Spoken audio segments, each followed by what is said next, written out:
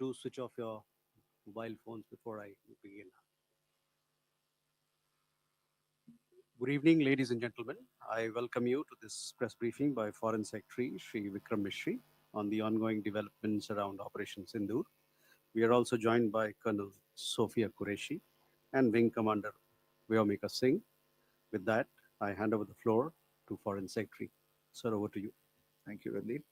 नमस्कार, good afternoon, आप सबका स्वागत है. और मैं सबसे पहले अनुरोध करूंगा कर्नल सोफिया कुरैशी से कि वो आपको आज तड़के सवेरे से हुई घटनाओं से अवगत कराएं. Colonel Qureshi. Thank you sir. नमस्कार. 8 से 9 मई 2025 की मध्य रात्रि को पाकिस्तानी सेना ने सैन्य बुनियादी ढांचे को निशाना बनाने के इरादे से पूरी पश्चिमी सेना पर भारतीय वायु क्षेत्र का कई बार उल्लंघन किया. यही नहीं बल्कि पाकिस्तानी सेना ने नियंत्रण रेखा पर भारी कैलिबर वाले हथियारों से गोलीबारी भी की.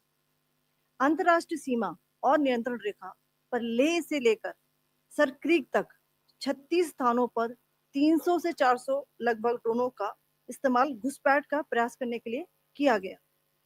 भारतीय सशस्त्र बलों ने काइनेटिक्स व नॉन काइनेटिक साधनों का उपयोग करके इनमें से कई ड्रोन्स को मार गिराया.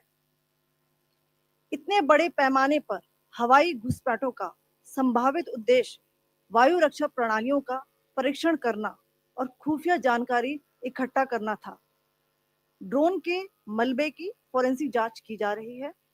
प्रारंभिक रिपोर्ट्स से पता चलता है कि वे तुर्की के असीस गार्ड सोंगर ड्रोन्स हैं. इसके उपरांत रात में पाकिस्तान के एक सशस्त्र यूएवी ने भटिंडा सैन्य स्टेशन को निशाना बनाने की कोशिश भी की, जिसे पकड़ा गया और उसे निष्क्रिय कर दिया गया. पाकिस्तानी हमले के जवाब में पाकिस्तान में 4 हवाई रक्षा स्थलों पर सशस्त्र ड्रोन्स लॉन्च किए गए. इनमें से एक ड्रोन एडी रडार को नष्ट करने में सक्षम रहा. पाकिस्तान ने जम्मू कश्मीर के तंगधार, उरी, पुंछ, मेंढर, राजौरी, अखनूर और उधमपुर में भारी कैलिबर आर्टिलरी गन और सशस्त्र ड्रोन्स का उपयोग करके नियंत्रण रेखा के पार गोलीबारी भी की, जिसके परिणाम स्वरूप भारतीय सेना के कुछ जवान हताहत हुए और घायल हुए. भारतीय जवाबी कार्रवाई में पाकिस्तानी सेना को भी बड़ा नुकसान पहुंचाया गया. इसके अलावा पाकिस्तान का गैर जिम्मेदाराना व्यवहार फिर से सामने आया. 7 मई 2025 को रात 8:30 बजे एक असफल अकारण ड्रोन और मिसाइल हमला करने के बावजूद पाकिस्तान ने अपना नागरिक हवाई क्षेत्र बंद नहीं किया. पाकिस्तान अपने नागरिक विमानों को ढाल के रूप में इस्तेमाल कर रहा है, जबकि उसे अच्छी तरह से पता है कि भारत पर उसके हमले से हवाई रक्षा की तीव्र प्रतिक्रिया होगी. यह भारत और पाकिस्तान के बीच अंतर्राष्ट्रीय सीमा के पास उड़ान भरने वाले अंतर्राष्ट्रीय उड़ानों सहित नागरिक विमानों के लिए सुरक्षित नहीं है. यहाँ स्क्रीन शॉट में पंजाब सेक्टर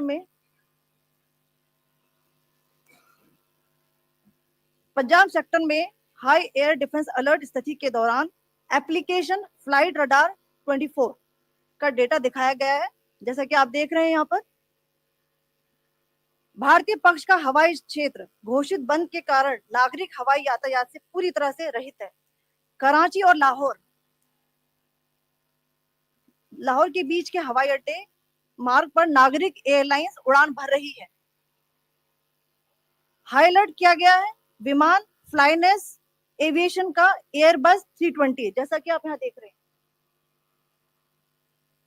जो कि शाम को 5:50 बजे दमम से शुरू हुआ और रात को 9:10 बजे लाहौर में उतरा. ये सारा डिटेल्स आप यहाँ देख रहे हैं. ये डिटेल्स यहाँ लिखा हुआ है. Can you see this?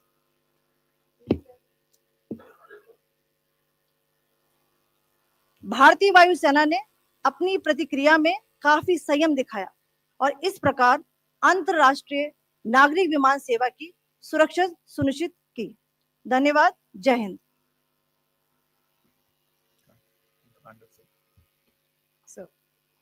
Good afternoon to you all.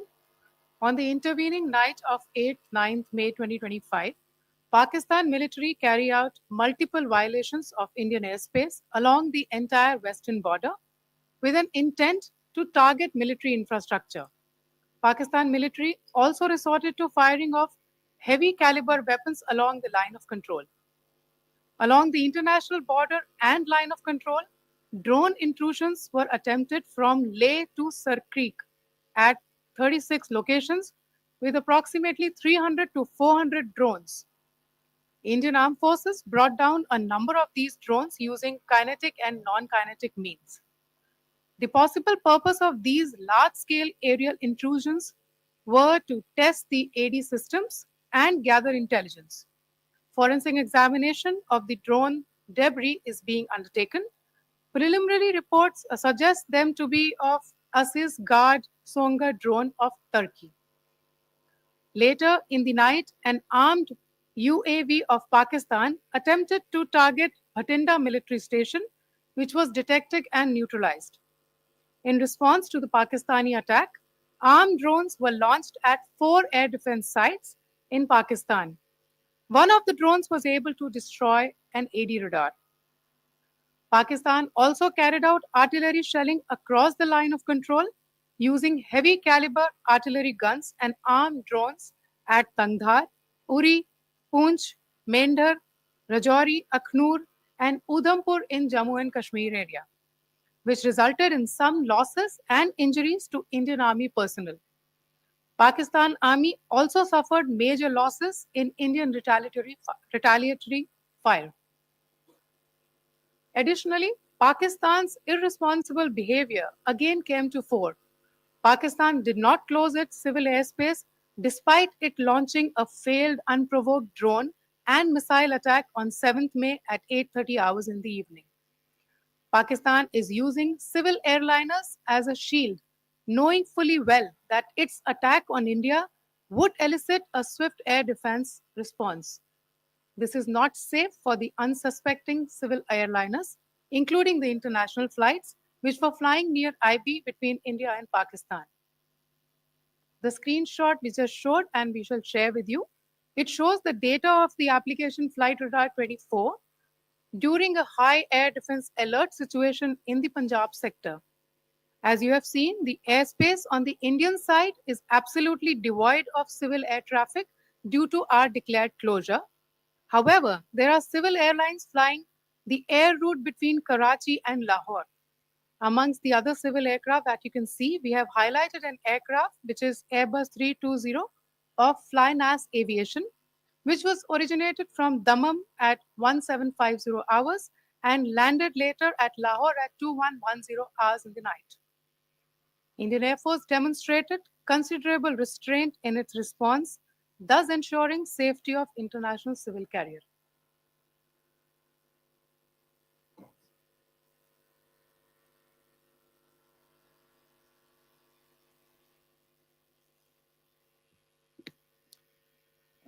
Thank you, Colonel Qureshi, Wing Commander Singh. I have just a few points to share in addition. कल रात की पाकिस्तानी सेना की कायरतापूर्ण गतिविधियों से आपको कर्नल कुरैशी और विंग कमांडर सिंह ने पहले ही अवगत करा दिया गया है. These provocative and escalatory actions that were taken by Pakistan last night were targeted at Indian cities and civilian infrastructure, in addition to some military targets. The Indian Armed Forces responded proportionately, adequately, and responsibly. ये जो हमले हुए कल रात को भारतीय सैन्य इकाइयों ने पर्याप्त रूप से और एक जिम्मेदाराना रुख अपनाते हुए इन हरकतों का उत्तर दिया. What I want to underline is that the official and blatantly farcical denial of these attacks that Pakistan carried out by the Pakistani state machinery is yet another example of their duplicity and the new depths that they are plumbing in their quest for disinformation. The other point in the same vein is Pakistani claims that they did not target or attack any religious places. You would recall that yesterday I shared with you an incident related to the attack on a Gurdwara in Punch.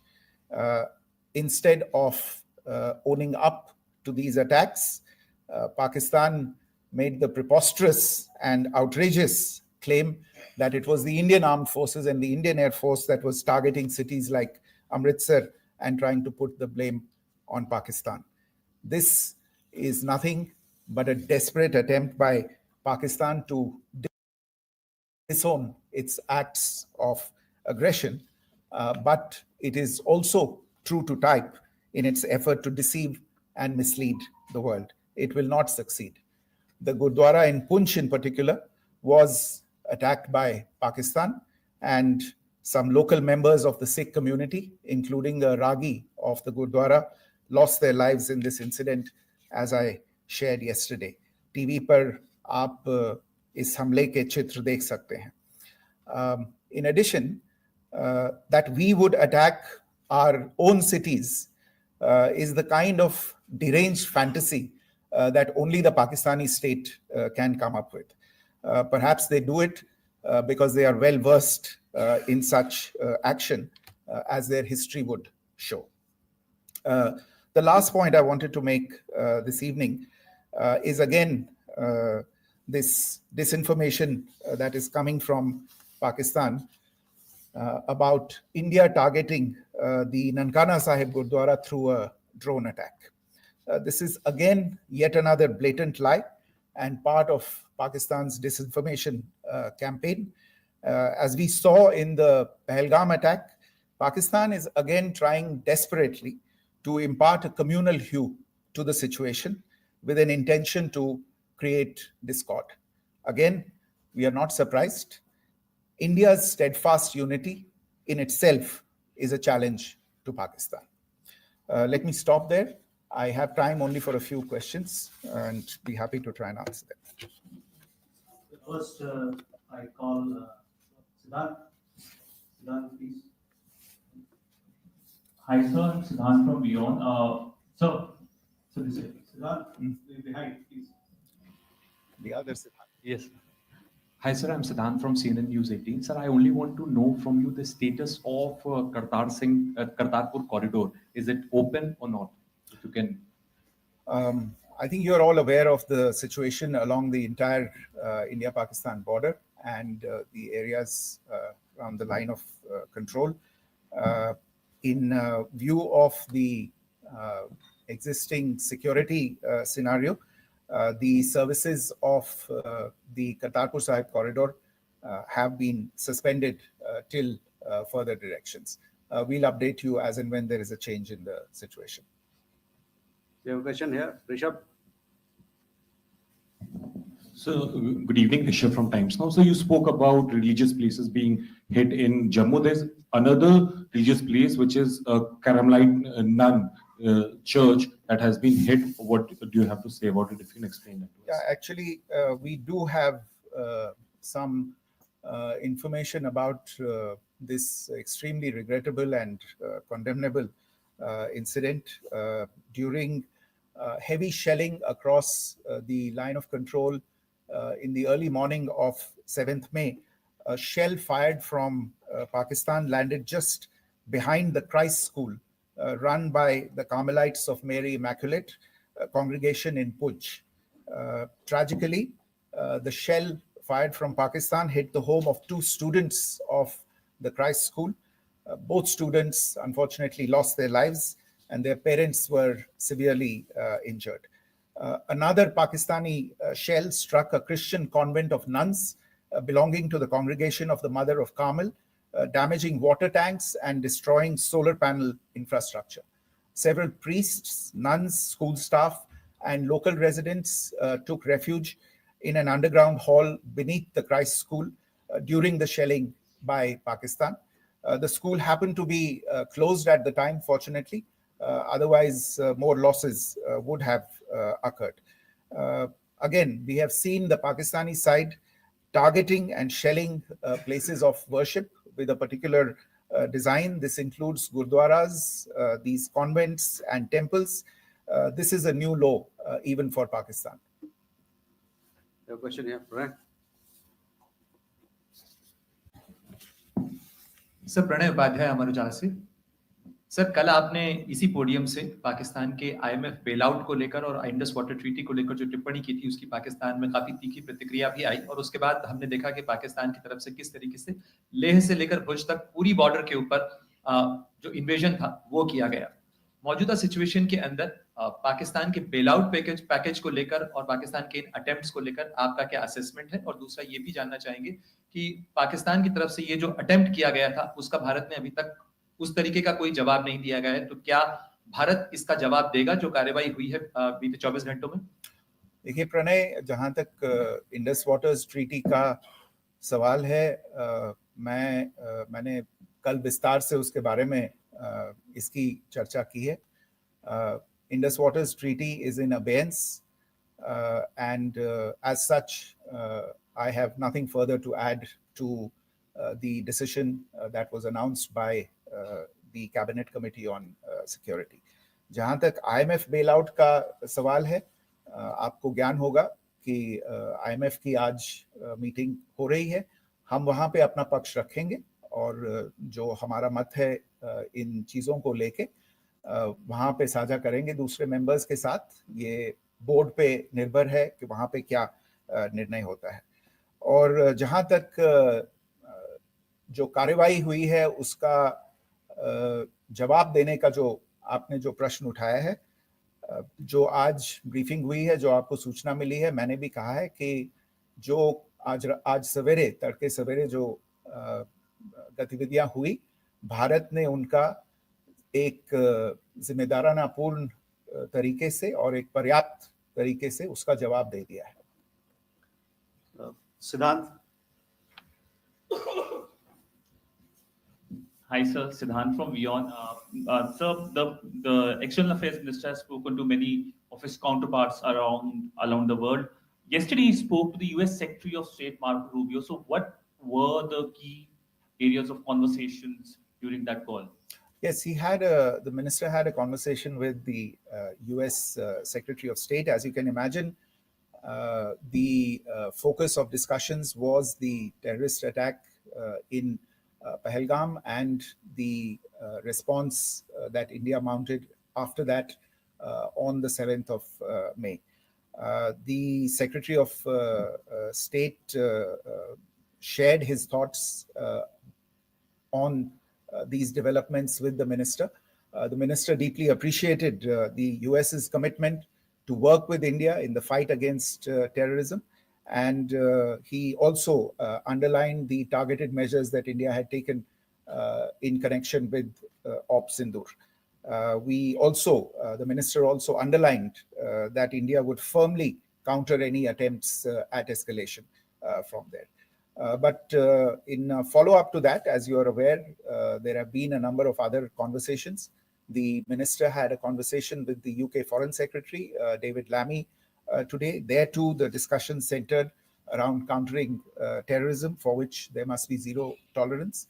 And I understand just a short while ago, the External Affairs Minister has also spoken to the Foreign Minister of Norway, Espen Barth Eide, which was also focused on recent developments stemming from the terrorist act in Pahalgam. One last question, Sudhi. Sir, Foreign Secretary, thank you for doing this. Sudhi Ranjan from Bloomberg. Foreign Secretary, India had struck Bahawalpur the other day, which is also connected with the murder of one of us, journalist Daniel Pearl. If you could give us an understanding of what exactly are the reports that you're getting. You're right. Bahawalpur is the headquarters of the Jaish-e-Mohammed terrorist group that is proscribed by the United Nations. Its leader, Maulana Masood Azhar, is a proscribed individual. It is, you brought up the connection with the tragic death or killing of Daniel Pearl. of the Wall Street Journal. The Jaish-e-Mohammed was in some way directly or indirectly responsible for the death of Daniel Pearl. But the real connection is through Ahmad Omar Saeed Sheikh, the British Pakistani jihadi who was held in India, but was finally released in 2000, and he was the person who lured Daniel Pearl to his eventually leading to his murder.